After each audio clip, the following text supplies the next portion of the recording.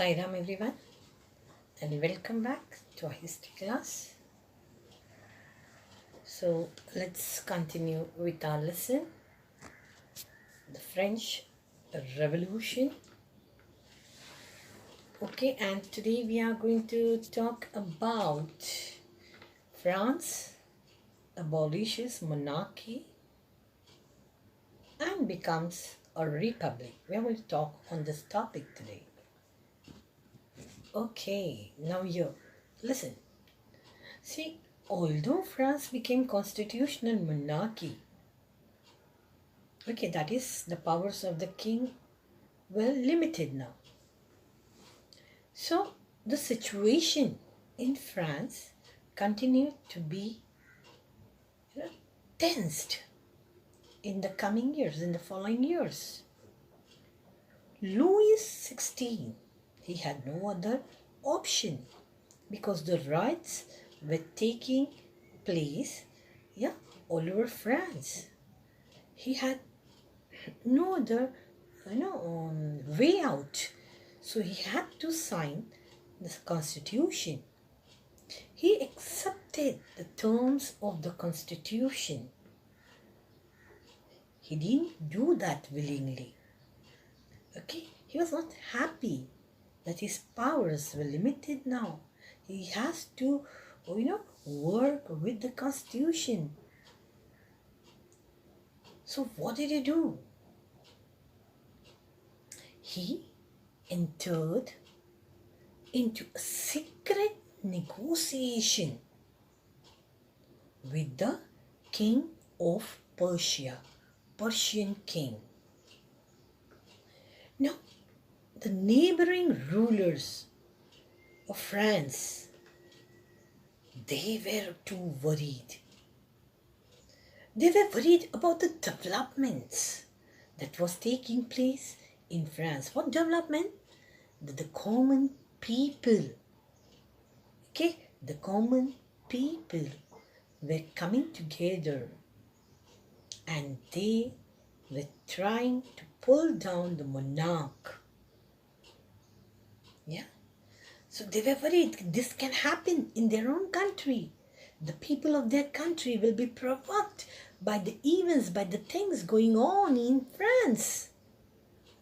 They were worried that the people in their own country would also revolt against the ruler, against the monarch, against them. And so, these neighboring rulers, they made plans. What plan they made? They made plans to send troops to stop the developments or the revolts of the people taking place in France since the summer of 1789. They wanted to stop all the riots, all the events that were taking place against the monarch in France. Now, before they could help Louis XVI, the National Assembly, they all voted, the members of the National Assembly, they all voted to declare war against Prussia and Austria. Don't forget, Austria, Austria, Marie Antoinette, wife of Louis XVI, belonged to Austria. So they declared war against Prussia and Austria in April 1792. Thousands of people, volunteers from different parts of France, different provinces of France, joined the army. Why, people wanted to join this army? Because they thought this war as the war between the common people and the king, the aristocracies, not only in France, but all over Europe, all over Europe. That is why people, they were willing to join the army. They wanted this war. Okay, now how they encouraged themselves? They sang many patriotic songs. Marseillaise, yes, Marseillaise, which was composed by, Roget de L'Isle. It was sung for the first time by whom? By the volunteers from Marseille as they marched into Paris. Okay, and so this song got its name. The Marseillaise, is now national anthem of France. Yes. Okay, we'll move further. Now, this revolutionary war was brought great losses, and also you can say economic crisis, economic loss, to the people. As we saw, men were fighting in the front. Then who was taking care of their family? Yes, it was the woman who came forward to take care of the family. Women had to work hard to take care of their families. They started earning a living and looking after their families. Large population, large number of people were convinced that the revolutionaries carried further the revolutionary war was carried further. They thought so. They were facing so much of crisis, so much of financial problem. Women had to come out and work. But then too they were happy that this war should continue further. And the reason for this was, they thought so because the constitution, after the monarchy, the constitution which limited the powers of monarch, the constitution which was framed on 1791, this constitution, no doubt, limited the powers of the monarch, but gave all the political rights to the richer people. Only the richest people, a richer section of the French society. So people wanted this war to be continued. Government policies were discussed. They were discussed in political clubs. Many political clubs became an important rallying point for the people to plan their own actions and also to discuss government policies. Now, Jacobins was the most successful club. Jacobins, This club got this name, Jacobin, from the former convent of Saint Jacob in France, in Paris. Not only women who were classified as, not only the men. Not only the men, they came out, they were discussing in the clubs. Even the women who were classified as passive citizens, who were said to be the passive citizens, were not allowed to cast their votes. These women were very active throughout this period. Even women, they formed their own clubs. They had their own demands. Okay, even women were active, we can say so, during this period. The members of these Jacobin clubs, mainly, who were they? Were they from the first estate or second estate? No, no. The members of the Jacobin clubs mainly belonged to the less prosperous family or less prosperous sections of the society. Okay? Small shopkeepers, artisans, such as you can say shoemaker, or you can say pastry cooks, watchmaker, printers, servants, daily wage workers were the members of the Jacobin clubs. Okay, they were the Jacobin clubs. Now, who is this sir? Okay, who is this sir? He is Maximillian Robespierre. Now, who is this Maximillian Robespierre? Look at him properly. We talked about the Jacobins, which played a very important role in French Revolution. I told you about the members. Not this Jacobin was the leader.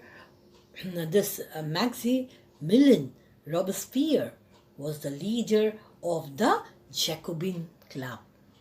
Okay, he was the leader of the Jacobin Club. Now look at this. Can you see the dress the French men wore later? They are the Jacobins. Okay, you can see the long trouser till the ankle, and that is striped. Okay, a large group of these Jacobins, they decided to wear long striped trouser. Not all France people, only the members of the Jacobins, they decided to wear this long striped trouser. This trouser were similar to those trousers that was worn by the dock workers. Okay, so Jacobins started wearing this, long striped trousers. These Jacobins, why did they do so? See, they did so because they wanted to set themselves apart from the fashionable sections of the society, especially from the nobles. Okay, they wanted that people should recognize them. Okay, they should be easily make out they are the members of Jacobins, and that is the reason they wore it. Yeah, actually this nobles, they wore knee breeches. This is the knee breeches. Means the trousers were till the knee. It was not full length trouser till the ankle. It was till the knee. Okay, nobles wearing knee breeches. They were wearing knee breeches till the trousers which was till the knee. Okay.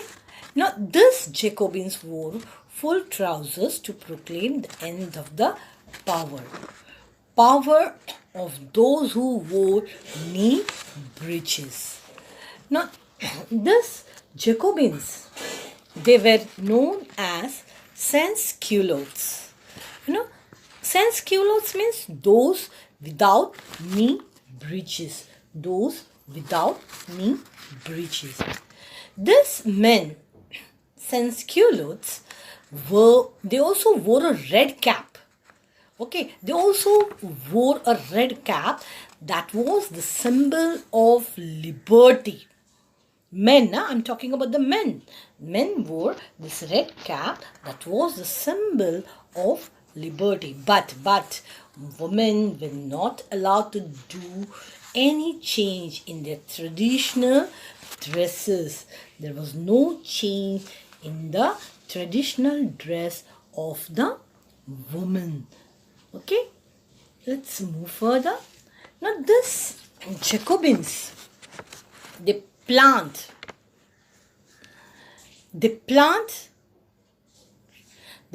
an insurrection. Okay, insurrection of Parisians, the people of Paris.